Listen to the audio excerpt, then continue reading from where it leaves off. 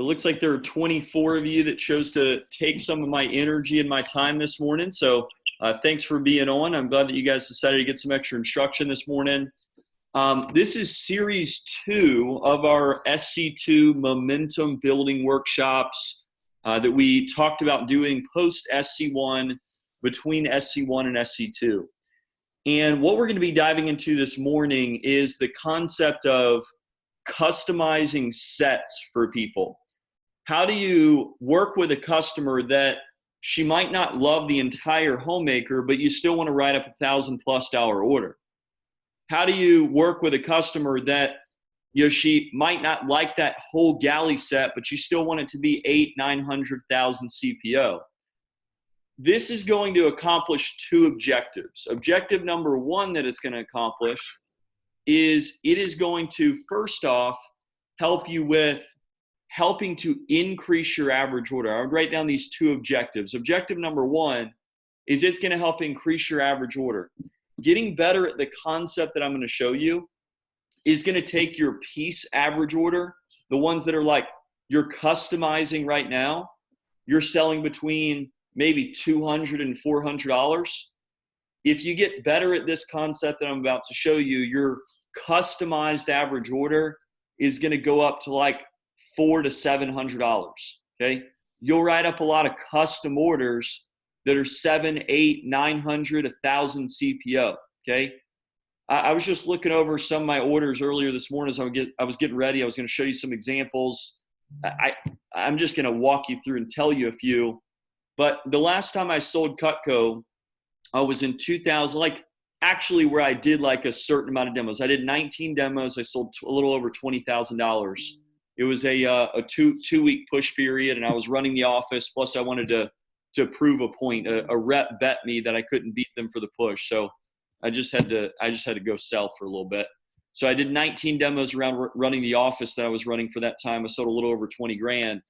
And I was looking over some of the orders, and all of them were customized orders with the exception of 2 of the orders. I think I had 19 orders or so, 19 demos, 19 orders. No sales don't really exist. And, when I was looking at them, I was looking over the numbers, and I'll read you some of the numbers. 669, 1095, 1827, 1163, 1468, 1757, 1180, 343, 403. Those are majority. I'm not going to go to the next page, but those are the majority of the orders from that, from that period. That was 1, 2, 3, 4, 5, 6, 7, 8. That was 8 of the 19 orders without going to the next page of the orders. I'll just, for fun, I'll take a look and go to this. Here's another one. This one's 3230, then 1915, then 1020. There's a 636. So you're going to notice even my customized orders are still in that $400 to $700 range. And a lot of those 1,000, 1,500, here's another one, 1984, then a 340. Oh, there's a 138. So all of these, as you think about these orders, a lot of them are still customized orders. But it's all about creating a concept for people. It's a conceptual process when you're working with customers. So objective number 1 is to increase your average order. But I look at 2 different sizes of average order. I look at what is your set sale average order, and then what's your customizing average order. See, right now, some of you guys have a $400 or $500 average order, but you're selling a set, or you're selling a gift set, or like $300. Like your drop down is just way too low, and you don't do a good job of that in between. You should see a lot of $400, $500, $600, $700 orders when you're customizing. When you get to that state, a lot of our really good reps in our division, if you look at their reports, you'll see a lot of those. Okay, so that's objective number 1. Objective number 2 of this workshop is to help you feel less combative when you're working with customers. If you do this the right way, you're going to feel like you're working more with people on your demos as opposed to working against them when you're dealing with objections. if you've ever felt like on a demo when you got an objection, you were kind of working against the customer, raise your hand. Like it was kind of like a fight. Like it got to the point where it was kind of like you against them, who is going to sell who. That's not a fun place to be in the presentation. So I want to help you with that feeling, okay? So this week, guys, we have 3 really strong workshops that you want to make sure you have in your calendar that we're going to be diving into in terms of SC2 momentum building. Everything that we're doing right now is about building over the next 3 weeks for SC2. So make sure you have these in your calendar before I get started with this morning's workshop. Today, we're going to be diving into customizing sets.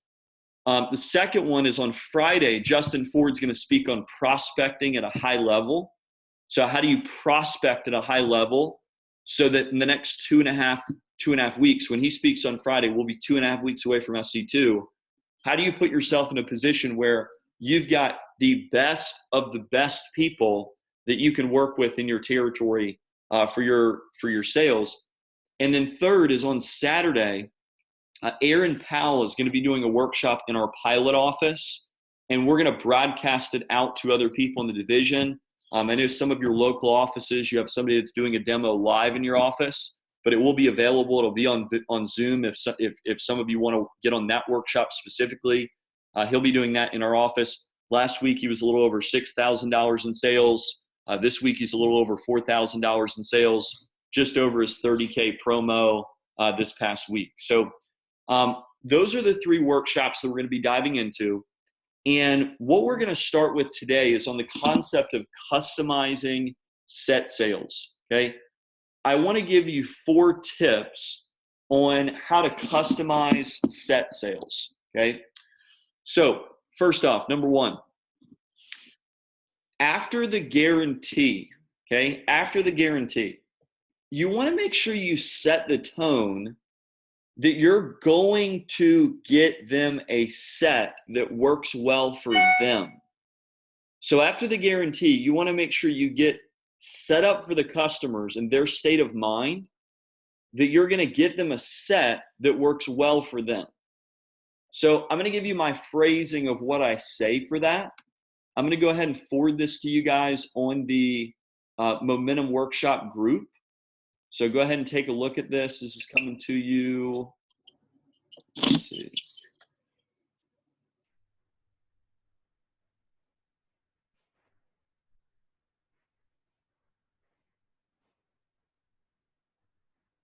Okay, you should see it now. So if you look on your WhatsApp, this is my phrasing for right after the guarantee, what I say, okay? Right after the guarantee, I go, okay, Ms. Jones, do you feel like Cutco's a pretty good product? And she always goes, yeah, it's a great product. And I go, okay, great. Before we get into the sets and everything that Cutco has to offer, I want to ask you a couple of questions to figure out which set is going to be best for you. Now, this is the key part. I don't want to try to sell you on something that you're not going to need or use. I want to make sure that what you choose to get today is something that you're going to love and will use every single day for the rest of your life. So I'm going to say that one more time. Hey, Michelle, do you feel like Cutco's a pretty good product up to this point? She goes, yeah. Okay, cool. Getting some feedback from somebody. I can mute them out, or if you can mute out, that'd be great.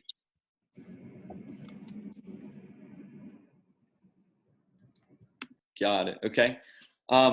So, hey, Michelle, do you feel like Cutco's a pretty good product up to this point? She's like, yeah. Okay, cool. Hey, well, before we get into everything that Cutco has to offer, I want to make sure to just ask you a couple of questions to make sure that what I'm showing you is going to be the best set for you and your family. I don't want to try and sell you on something that you're not going to need or use. I want to make sure that what you choose to get today, AKA I'm telling her, you're buying a set of Cutco today. Basically, that's what I'm saying to her, okay? My strong language is setting up the fact that she's going to buy a set of Cutco. So I want to make sure that what you choose to get today is something that you're really going to love, you're really going to enjoy, and you and your family are going to use it for the rest of your life every single day. Okay, That's the line. Give me a thumbs up. That makes sense? Okay, cool. So that's the first thing I do. Now I'm going to ask her a couple of questions, okay? I want to ask her a couple of questions so that she sees I'm involving her in the process of which set that we pick for her. I'm not just going to try and sell her on the biggest and best set that we have, even though I really am, okay? But in her mind, I want her to understand that I'm doing it in a way that it's best for her. I might sell a customer a signature set that I know could buy an ultimate just because it's in her best interest, okay? I might do that. Now, if her kitchen's beautiful and her house is beautiful, I need to sell her an ultimate set because it's beautiful, okay? And it matches everything that's beautiful in her kitchen. But if it's one of those things she doesn't really cook at all and her kitchen's like ho-hum, well, I might sell her a signature or a kitchen system for that customer. So here's the questions I ask, okay? Number one, how many nights a week do you cook? And I make sure to set up in her mentality what she views as being normal. If you just ask an open-ended question, she will then assume something about her answer. So you need to make sure you give her like multiple choice so that you're controlling the state of her mind when she answers this question. So, hey, Miss Sudith, how many nights a week do you cook? Is it like average, like 1 to 2? Is it like above average, like 2 to 3? Or is it like a solid amount, like 3 to 4? How many is it for you? I'd say like maybe 2 or 3. Okay, so you're actually above average, Ms. Jones. Instead of her going, I ask her, hey, how many nights a week do you cook? And she goes, oh, not that much, just like 2 to 3 nights. No. In her mind right now, she cooks more than the average person. The average person cooks 1 meal at home once to twice per week. She cooks 2 to 3, so she's above average. Second question. Ms. Susan, do you cook because you like to, you have to, or is it a combination of both? Like when you have the time, you kind of enjoy it? I like cooking. Sometimes I just have to, like, gotta feed the kids. For your kids, I get it. Sometimes just in and out as quick as you can. That's why you need Cutco, because it's going to be in and out, easy in the kitchen. But sometimes it might be something where you have a little bit more time, where it's a little bit more fun to do it. Yeah. Okay, cool. And then when you entertain, do you place the table for like 10, 12, 16, or is it more like 40 to 50? I'd say maybe like, I mean, with my family, like, it's usually I'm just saying like when you have like the big get-togethers and you place the table, like the dining room table, like you have the aunts over and the cousins over, and like, you entertain. probably like in between like 16 and 20. 16 and 20, okay. So this customer definitely needs an ultimate set, okay? She cooks 2 to 3 nights a week. She entertains her 16 to 20 people. I mean, she needs an ultimate set. In my mind, that's what I'm thinking for this customer. But I'm asking her some questions and I'm framing her mind, write that down, framing her mind in terms of how I'm about to approach selling her Cutco. Instead of you just finish the guarantee and you go, okay, let me sell you the sets. I'm framing her mind before I do that. Does this make sense? Give me a thumbs up. Okay, this is all about framing her mind before we get into it. Now, remember that key line about, hey, Ms. Jones, I don't want to try and sell you something you're not going to need or use. That's going to come up again in point number 2. Point number 2 is if you're going through the tools and you can see that she expresses disinterest in a specific tool, okay? You can see that she expresses disinterest and you can see it. Like she'll either hold the knife if you have it and not like it. Especially, guys, you got to get if you don't have the whole homemaker, oh my God, you got to buy the sample completion set today. You got to buy the sample completion set today. It's like a little over $100. If you didn't sell $3,000 in your fast start because you were out of town or something, you got to buy it today. If you don't have the completion set for the signature set, you are costing yourself so much money. So you can buy the rest of the homemaker and the rest of the signature for like less than $300 on buy Cutco samples on Vector Connect. It's insane, okay? You got to get that. If you do not have that, you got to get the gourmet set, $900. You can buy it one time for $165 on buy Cutco samples. You type it in on your search engine on Vector Connect, buy Cutco samples. You can buy like some of the gadgets for like $6 or $13. I mean, it's insane. You gotta get your sample kit on steroids, okay? If you didn't win everything in your fast start, for whatever reason, you got to get all that stuff immediately. Like within the next 2 weeks, you got to get that stuff before SC2. Your average order will skyrocket in the month of July if you have everything in your kit before SC2. You want to sell cookware, you want to sell flatware, you want to have $1,000 average order, you got to have everything to show, okay? That's huge, okay? Be a professional. Professionals have a steroided out sample kit, okay? If you were to go look at Andy Jonty's sample kit, who sold $104,000 worth of Cutco in our SC2 push last year, $104,000. He made 52 grand selling Cutco, last year in 18 days. You got to imagine what his kit looks like. I mean, imagine his setup when he does a demo, okay? What it looks like. Give me a thumbs up. That makes sense. Make a note to yourself. If there's something you don't have, you got to get it. Set up a contest with your manager. Get it on Cutco samples, whatever you do. Now, if she expresses disinterest in something, okay, like I can tell she's not liking that tool, okay, I need to address that immediately. Because if I do not address it immediately, it'll drive her thought process away from the set, okay? I need to address it immediately, okay? Miss Sudith, keep role playing with me. So let's say I show her the spatula spreader. Miss Sudith, go, I don't like that. I don't really like that one. It's not my style. Okay, no sweat. Instead of trying to sell her, I just told her what it does, okay? I just explained it to her, and then she goes, oh, I wouldn't use it, okay? Ms. Jones, just so you know, I have a lot of customers that they say that, and then they end up liking that tool a lot. Could you see yourself ever using that tool? I mean, maybe, Just say no. but probably not, no. Okay, so you really don't like it. No problem. Ms. Jones, do you remember how I said that I want to make sure that what you choose to get today is something you're really going to love, really going to enjoy, and use every single day for the rest of your life? Yeah. And if that spatula spreader is not something you're really going to enjoy, I know you don't have it yet, and I know you don't really know, but if you're looking at it like I'm never going to use it right now, you might never use it. So what we're going to do is we're going to switch that out with something that you're more confident and comfortable with that you'll use more often. Cool? Okay. Let me show you the most popular tool to switch that out with in that slot. And by the way, what you're explaining to me and what you just said, I have a lot of customers that feel the exact same way that you're feeling right now. Let me show you what we found was an awesome solution for them. Do you do cheese and crackers when you have people over? Yeah, all the time. Do you ever cut anything that's soft, sticky, starchy, and tends to stick to the blade? Yeah. Like white potatoes or like zucchini or squash? Yeah, all the time. Perfect. We're just going to put a cheese knife instead of the spatula spreader. Here's what it looks like. Here's what we're going to do. And I literally take my cheese knife and I cover up the spatula spreader on the blue book. So she doesn't even have to look at it. She's looking at a cheese knife. Because if she's looking at that set with a spatula spreader in it, she doesn't like the homemaker set anymore. I take the cheese knife, I put it on that, so she doesn't even have to look at the spatula spreader anymore. I don't ask her what she thinks about that. I ask her if she would use it and if she does the things it's used for.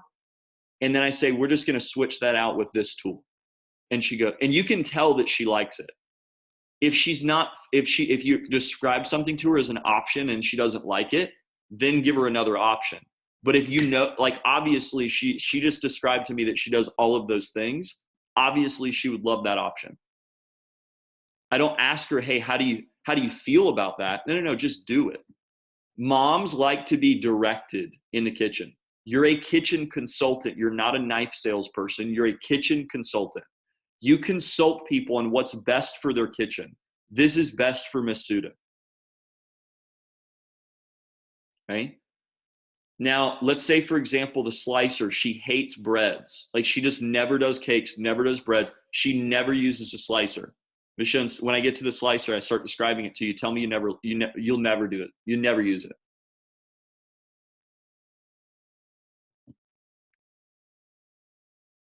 Is that me? Yeah. Oh, yeah, I'll never use that slicer. No, I just don't like it. Michelle, no problem. You remember how I said I want you to make sure that what you choose to get today is something you're really going to love, really going to enjoy, and use every single day for the rest of your life? Yes. Okay, perfect. Can I show you what we can do very similar to what we did for that cheese knife? Yeah. Okay, earlier you said that you cut some raw meats, right? Yeah, all the time. Okay, a lot of people really like our boning knife. The reason it's called a boning knife is when it was designed for deboning. But most moms, what they use it for, Miss Judith, is very similar to what you'll use it for like cutting the fat off of raw chicken, or cutting chicken in strips, or cutting like cubes of chicken, or maybe taking the fat off of like tenderloin or like a pork tenderloin or something like that before you cut it. Do you do any of the things that I just described? Yeah, all the time. I make Perfect. chicken strips all the time. It'll fit right in that hole. So we'll just take the boning knife, we'll put it in the slicer. So let me go ahead and grab that one. Boom, and I put it right on the slicer. She's not looking at the slicer anymore. So I just did a customized set for her, and I switched out the spatula spreader for a cheese knife, and I switched out the boning knife for a slicer.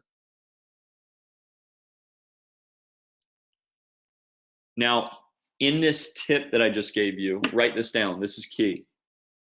She needs to feel like what you're doing is completely normal and it's very simple. And write this down. Less is more. She needs to feel like what you're doing for her is completely normal and is now some customers are easy, guys. They just go through, they use all the tools, boom, boom, boom, sell them the set, make it as easy as possible. You only do what I'm describing to you if you need to do it to make her feel more comfortable with a particular tool or 2 or 3 tools in the set. Okay, let's say the chef knife. She's like, that's too big. I wouldn't use that chef knife. No problem, Miss Jones. A lot of people say that. I have a solution for you. You obviously cut vegetables, right, Miss Judith? You need a knife to cut vegetables. You're just saying you wouldn't use that large chef knife, right? Yeah. Miss Jones, I cannot allow you to use a trimmer to chop vegetables. No, no, no, no, no. You've been using your like small little trimmer type of knife that you see how beat up it is, like there's no blade on it anymore. We got to get you a chopping knife. So what we're going to do is we're going to put a petite santoku in that chef knife hole. No problem. It's a little lighter, a little more manageable. I know you said you like light knives, so we'll just put it right in there. Cool? Awesome. That's it. She needs to feel like what you're doing is completely normal, okay, when you're providing a solution to her. Cool? Cool? Do you see how this can help you sell a homemaker set for her instead of feeling like you need to drop down to a smaller set? Like, guys, this is huge, okay? This is huge for your average order, okay? All right, next, when I go to pricing, okay, all I do is I just let her know it's going to be a little bit more when I'm going through. I just let her know it's going to be a little bit more than it normally would be. But sometimes she goes, "Oh, how much is it?" I go, "Michelle, don't sweat it. We're talking about a few bucks. Don't worry about it. Michelle, you're getting exactly what you want. We're talking about a few bucks." Now, there's 2 ways that this could happen. One is you know what she's switching out before you price. If you know what she's switching out before you price, you don't quote $12.73 normal price of the homemaker. You quote like a little bit more. Why? Because you're going to have to write it up all separately.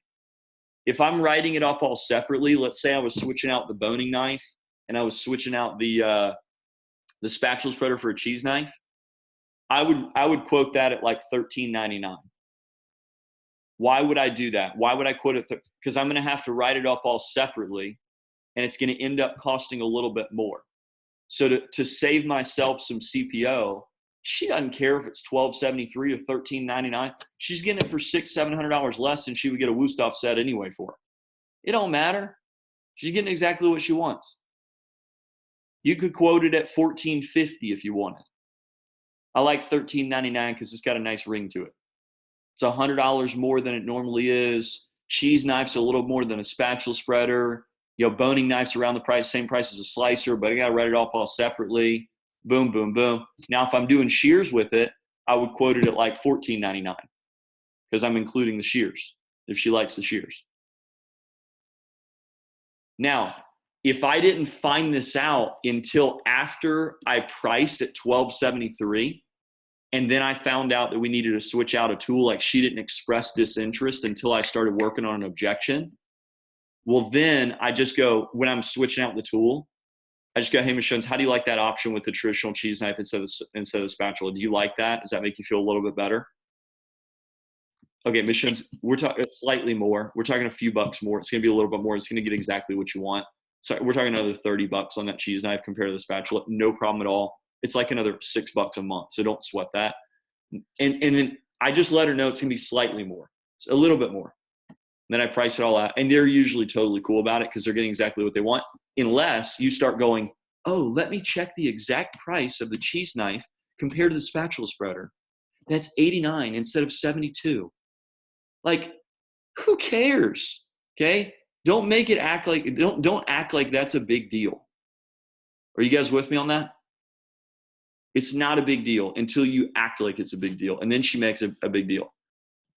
Here's how I quote cookware. Hey, Ms. Jones, the small set's $260 a month. The medium set's about $400 a month. The large set's about $550 a month.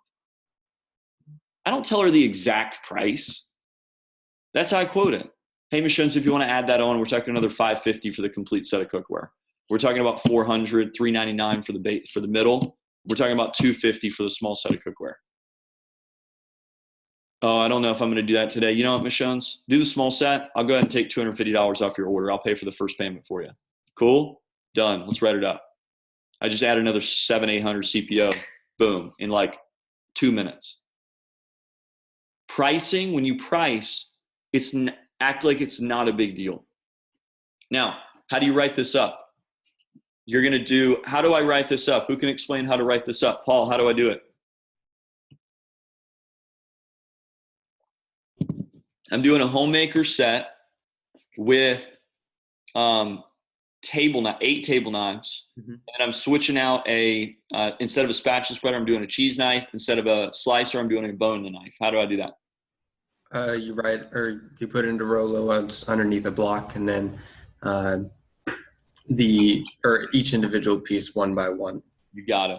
So I do the block separately, plus all the 10 tools. And then at the end, add on the shears, add on a cutting board. I don't ever do the sharpener. Why? I mean, nobody needs a sharpener. Who's going to use that thing anyway? They just call somebody to do that. So if you're writing it up all separately, what's the point? You don't need to include the sharpener. So I do block, all the knives, cutting board, boom, boom, boom, write it up. And then let's say I priced it at $13.99 and it comes out on Rolo to like $15.34. Well, I need to discount $135. What's $135? Like a chef knife. And it gets me very close to the price. I can make the price what I need to make it based on what I quoted it. Cool? Does that make sense? Okay. Guys, how beneficial do you think what I just taught you can be for your average order? Give me a thumbs up if you think this is going to help. Okay. Very, very simple to implement. This is something you can implement today. This is not something that's difficult to implement. Okay. Last things before we wrap up here. Okay. Phone time this morning, guys, 8:30 to 9:30 is money. Let's make sure that you do at a minimum of 20 calls. Okay. 20 calls should lead you to probably 3 or 4 appointments booked this morning, somewhere between 2 and 4. And I want you to focus on Monday, Tuesday, Wednesday slots, okay? Raise your hand if you have an open slot that you have not filled yet for today that you would like to get filled, okay? You have a same day slot that you want to get filled for today. There's looks like 4 or 5, maybe 7 of you, can't see everybody on this screen, but that need to get a same day filled. So here's how you do it, okay? When you get her on the phone, hey, Ms. Jones, I'm really working hard for my scholarship, and the week ends tonight at midnight. I only need 1 more appointment to be on track for my scholarship for this week. So I could do this time or this time, which would be better for you. Hey, Ms. Jones, you go through the beginning of the call. Hey, Ms. Jones, by the way, I only need 1 more appointment to hit my goal for the end of this week that ends tonight at midnight. I know it's kind of weird. Miss Jones, our weeks end on Monday night, but I need one more to be on track for my scholarship. It would mean the world to me if you can squeeze me in. Hey, by the way, Miss Jones, yeah, I could do 2 o'clock, or if it's better for you, I could come after my last appointment.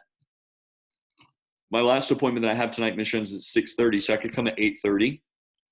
Oh, I have kids. Well, that's perfect, Miss Jones. That way, in the evening, I can bring some ice cream. They can have some ice cream. You can put them to bed, and I'll show you some Cutco, and it'll be real easy. Guys, some of my best appointments were 8, 8:30, 9 o'clock appointments, especially the moms that have young kids, because that's when they're in the best mood of the day. After they put their little kids down for bed, like that's when they're in the best mood of their day. The morning the kids run to their bed and they like jump on them while they're trying to sleep, right? The mornings, it's good for some people, but if they have young kids, they're like frustrated really early.